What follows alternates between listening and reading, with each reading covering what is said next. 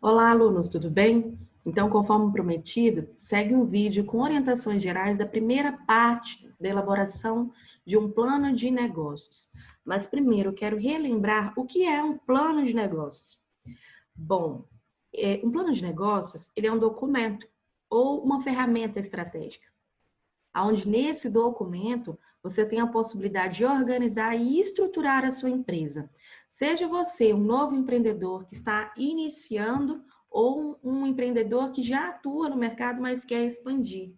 Então, ele te permite ter um olhar para diversos setores, né, da sua empresa e visualizar situações, sendo que essas situações, ou seja, esses processos existentes em cada um dos setores da sua empresa, devem ser visualizados com critério, né, e cuidado, como um apoio para minimizar erros e maximizar o seu potencial como empreendedor.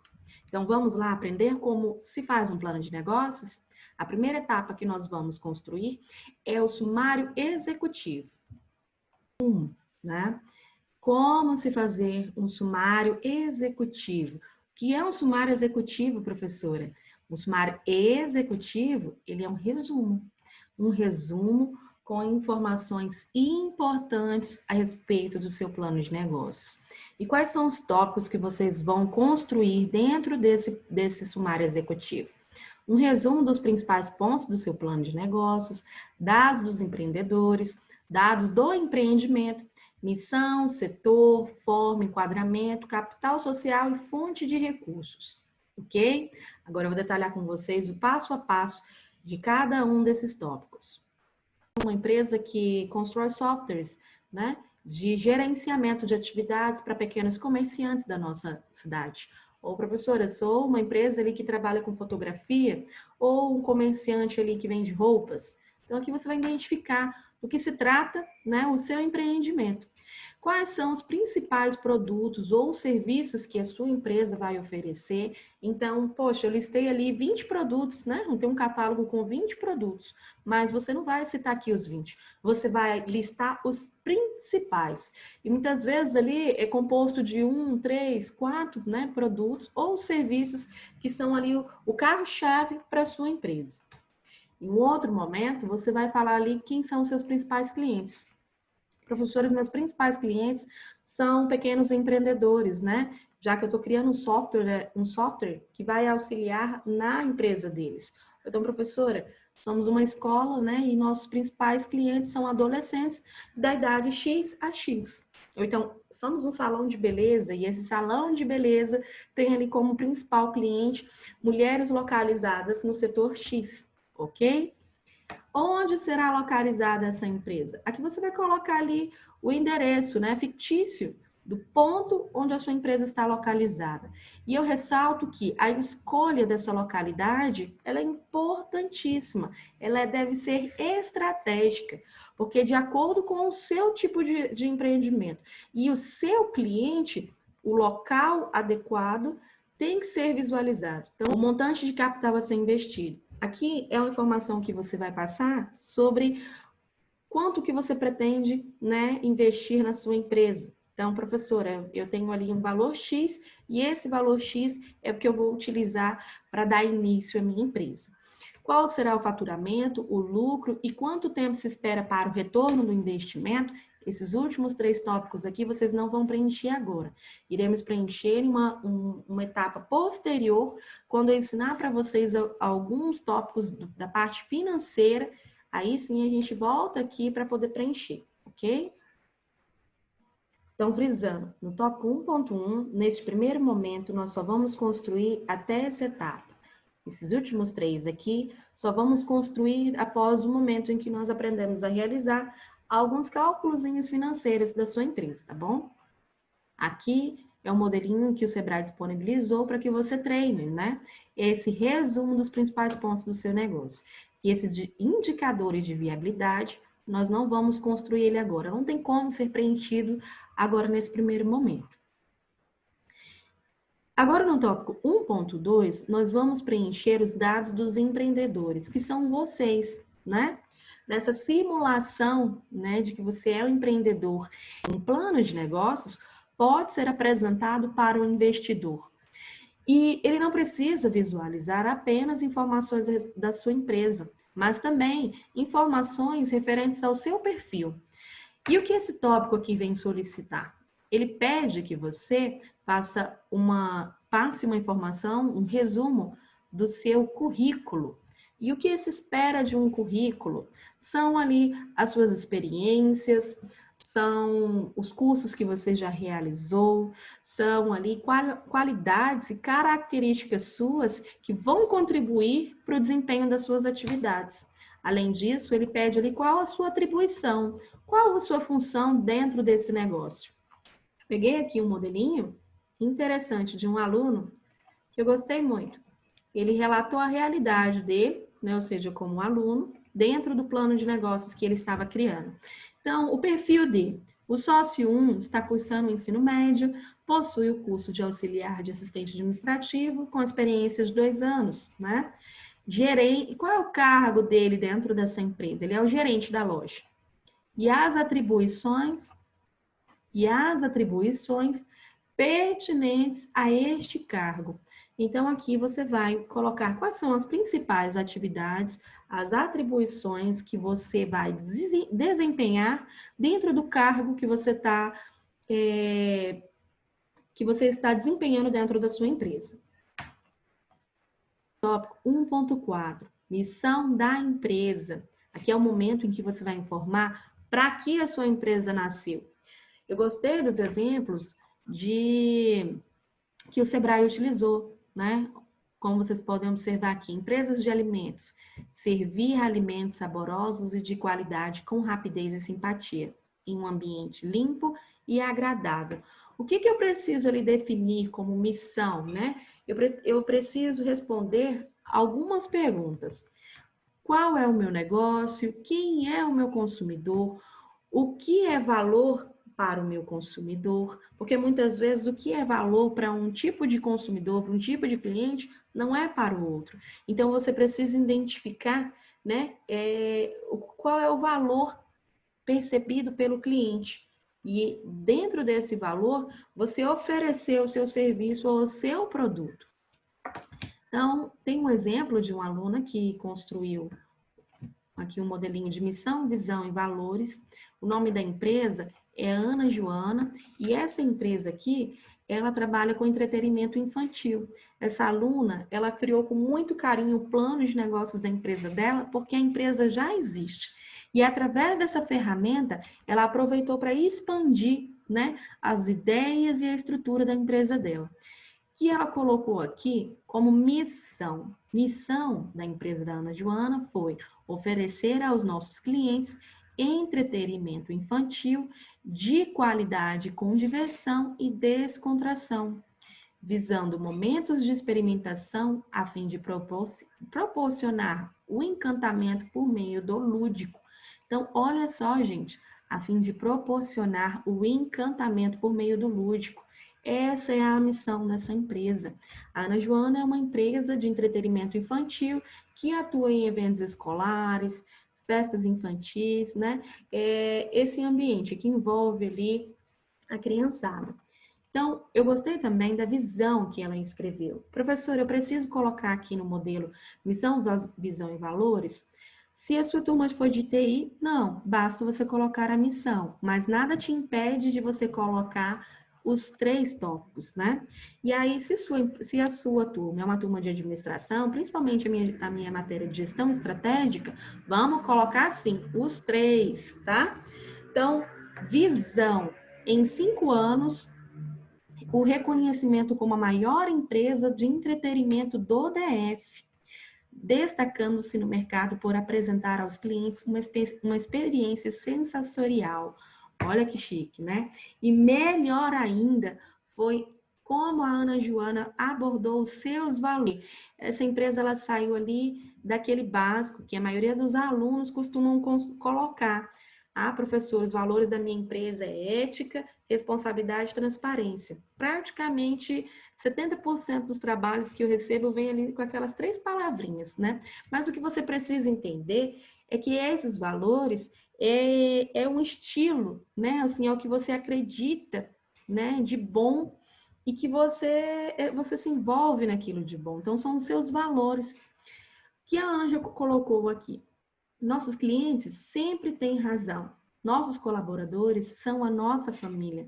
Transparência, então, ou seja, ela usou a palavra transparência, mas vejam como ela construiu essa informação de transparência. Transparência e simplicidade com desenvoltura. Públicos satisfeitos, maestria nos negócios e por aí vai. Então, caprichem nessa questão aqui de missão, visão e valores, que ela não deixa de ser uma parte importante. É uma forma de você se identificar a sua empresa dentro de um ponto de vista para o seu cliente.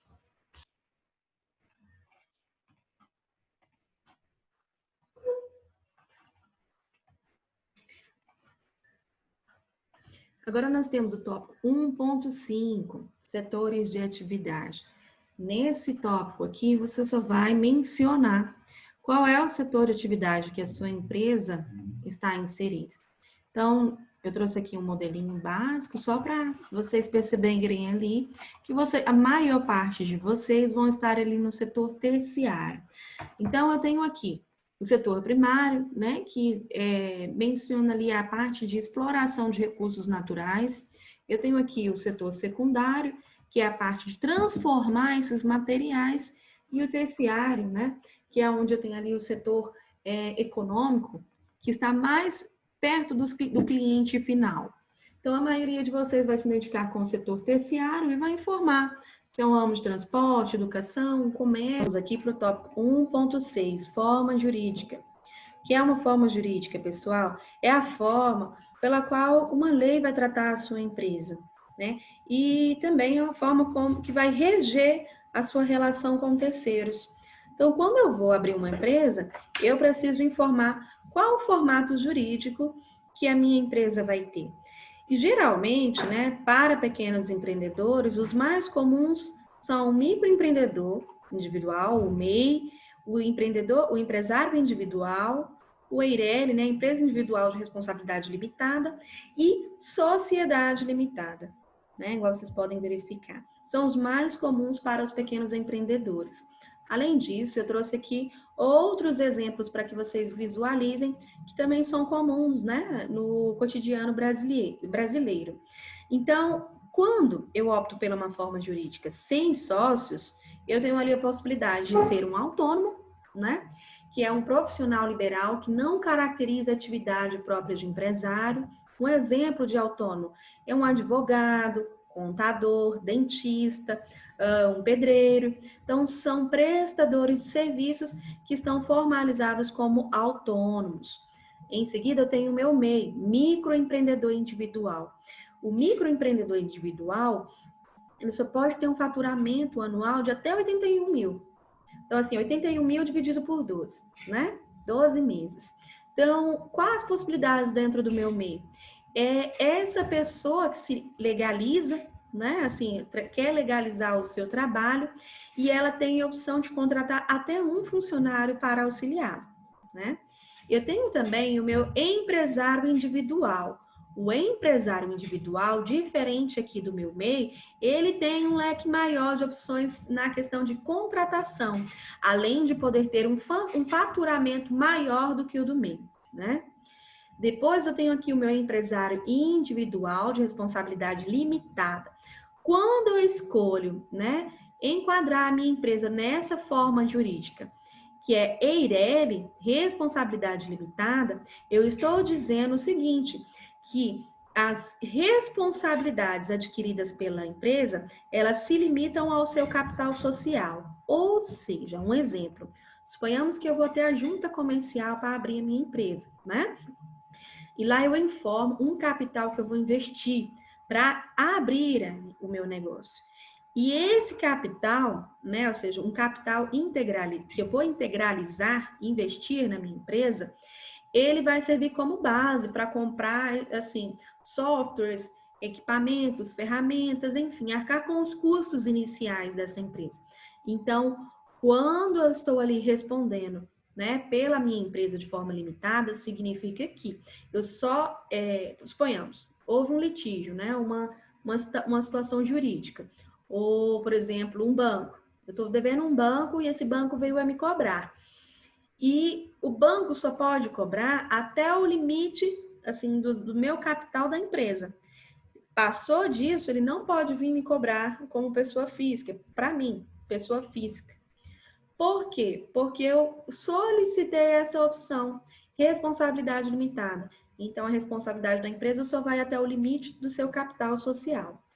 Em seguida, quando eu opto por formalizar consórcios, eu tenho aqui as principais atividades, né, que são mais encontradas no Brasil, apesar que eu acredito que tem uns 9 tipos, né, de sociedades aqui no Brasil. Mas as mais comuns são a sociedade anônima ou companhia SA, que é aquela que você visualiza um investidor. Tem ali a simples e a empresária. Mas qual é a mais comum? Eu acho que mais de 90% ou 90% dos comerciantes, prestadores de serviços, né? Eles optam pela sociedade limitada, que ela tem a mesma situação que o Eireli, limitado. O valor, né, ou seja, a sua responsabilidade é limitada à empresa. Então, eu só vou responder pelo que eu integralizei ali com a empresa, né? Assim, o valor que foi investido na empresa. Não vou responder judicialmente, por exemplo, com os meus bens próprios. O que não acontece com o empresário individual. Por exemplo, havendo uma cobrança, né, financeira para a empresa, que a empresa não consiga pagar com os seus bens, aonde é que eles vão buscar o restante do valor? Nos bens próprios do empresário. Okay? O próximo tópico é enquadramento tributário, ou seja, como será realizado as deduções, né, dos impostos na sua empresa. Então, aqui, muitas vezes, é importante, quando você está abrindo uma empresa, consultar ali o seu contador.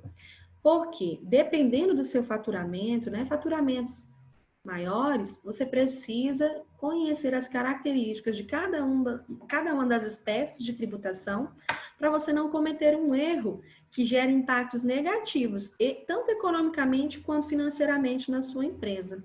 Então, vamos observar aqui, nós temos 3 tipos de enquadramento tributários, né, aqui no Brasil. O lucro real, e o lucro real, ele é obrigatório para empresas com faturamento superior a 78 milhões e para empresas que são voltadas para o setor financeiro, como, por exemplo, os bancos. O lucro real, caso você não tenha ali condições de saber qual a melhor opção e você não escolha um desses, automaticamente você já cai no lucro real, né? E este lucro real é uma forma de tributação complexa, né, para ser calculado, exige a participação de um contador. Em seguida, eu tenho lucro presumido. Prestem atenção aqui a palavra, lucro presumido. O lucro presumido, pessoal, ele é feito da seguinte forma. Primeiramente, com o auxílio ali de um contador, faz-se um planejamento financeiro e tributário, né, para minha empresa, e ao final de um exercício social, ou seja, ao final ali de um ano, eu tenho ali uma média, uma estimativa de um valor que eu vou faturar. Então, presume-se que eu vou faturar um valor X. Quando eu encontro ali essa média de faturamento, eu me encaixo em algum local de uma tabela que é disponibilizada com alíquotas fixadas de desconto para cada tipo de empresa e cada tipo de faturamento, ok? Em terceiro momento, eu tenho o meu Simples Nacional. O meu Simples Nacional veio para simplificar. Aqui são 2 métodos complexos, né, que exigem ali o auxílio de um contador. Já o Simples Nacional, que também é feito por contadores, mas que também pode ser realizado ali por um MEI, ele tem ali a seguinte informação. Ele tem alíquotas reduzidas, ou seja, os descontos reduzidos, né, dos impostos, além de ter a facilidade de você conseguir pagar todos os impostos em uma única guia. Então, enquanto aqui eu preciso toda vez gerar uma DAF diferente, né, uma guia diferente para pagamento, aqui eu faço só uma, né, que é a DAS, uma guia chamada DAS, e nessa guia eu pago todos esses impostos, ok? E dentro dessa guia já vem lá a taxa, né, de alíquotas já para cada um desses impostos, ok? Ah, professora, o Simples Nacional é sempre a melhor opção? Depende. Por quê?